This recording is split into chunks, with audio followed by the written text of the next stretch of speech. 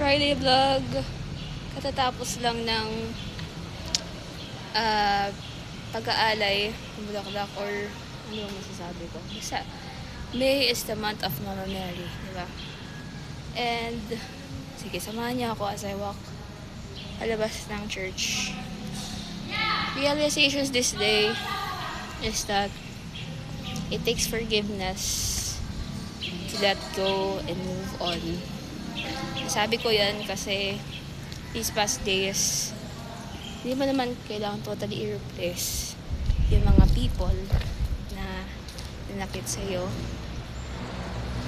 Those people that don't want to associate with you anymore.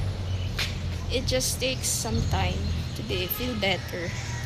Kasi God has a plan for you na He will provide you with such beautiful things and such beautiful, wonderful people that will inspire you to get back on your feet and move along. Ang ganda kasi, ayun, simula noong kami ng foster, children, si Ate Teresa at saka si Princess. Tapos nakasama ko yung youth sa summer youth camp nila. Nag-hang out like after dawn na kasi last day na nila baka after that may kanya-kanya lives. Pero sa tingin ko talaga sa June 27, yun kasi yung feast day ng aming parokya, our Mother of Perpetual Health, ay muli kami magkakasama-sama, and that would be ang ganda thumbnail nito. Ewan ko nakuha. Ayan. Where was I? Ayun, tama nga. In God's perfect timing, or right timing, everything will be okay. And hindi mo kailangan magpadali every time. Kasi sa tuwing nagmamadali ka, lalo ka lang madarapa, lalo ka lang magkakamali. Just take it one step at a time. Ika nga. And, ayun, ang aking word of the day is forgiveness. Forgive yourself, forgive those people that wronged you, that misunderstood you, that hurt you, kasi yun ang gusto ng Diyos sa atin, magpatawad. Na yun yung sa kanta ng Ben and Ben, oh, you never really love someone until you learn to forgive.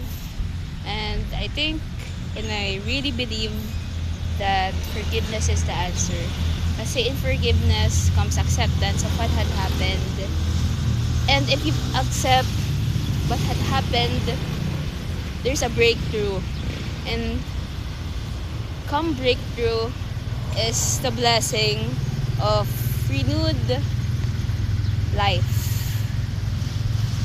Sinasabi ko lagi parate na sana talaga mag self-transcend na ako, kasi alam ko ang ibig sabihin ng self-transcend, yun kumbaga nasa highest self-improvement. Correct me if I'm wrong. Lagi kong dinadasal yun nung I was full with anxious thoughts, worries, doubts nung college life ko. At ngayon, siguro dala na rin ng continuous faith ko kay God, saka prayers ko kay, thank you talaga doon sa pinag-prayan ko ng mga saints, Saint of Miracles, si Saint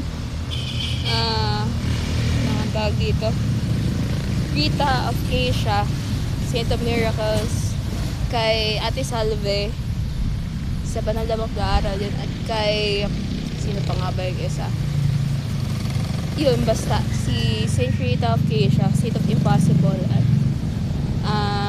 si Ate Salve sa Banal na Mag-aaral. Lagi kung nagdadasal, lagi ako nagdadasal na sana ay matupad niya yung aking mga kahilingan. Ang kahilingan kong yun mapanumbalik yung aking memorya at saka aking damdamin. Kasi nung mga panahon na ngayon, wala talaga akong ramdaman. Diyos ko. Kaya talagang ini-afflict ko na talaga ng buong buo yung aking pananampalataya, yung faith ko kay God through the saints. So, saint, to clarify, hindi siya they are God's instrument for us, in my case, heal and renew again. Yung renewal of my faith, naramdaman ko sa kanila. At yun nga, hindi ko pa nababanggit na yung favorite kong saint is si Saint Carlo of Acutis. Diba yun siya yung millennial saint. Naging favorite ko siya kasi I want to be like him. Na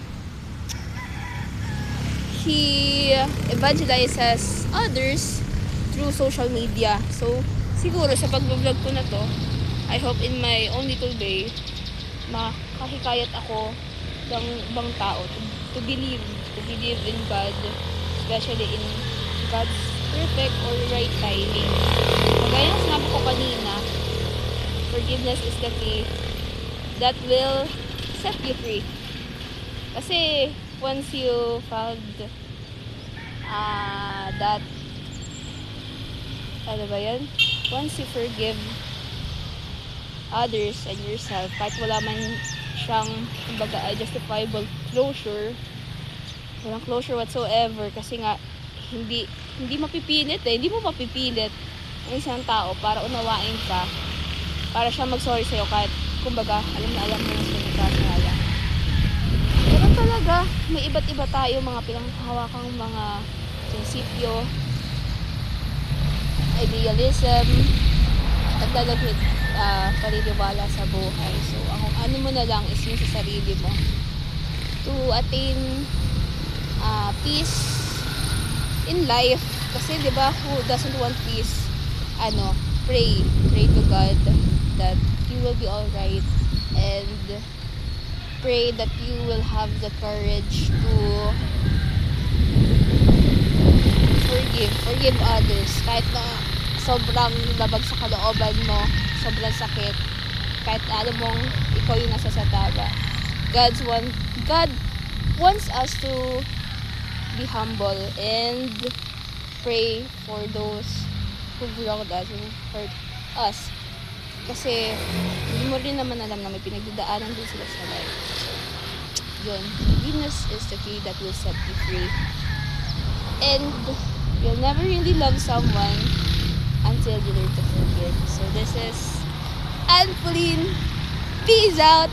TGIF. Thank God it's Friday.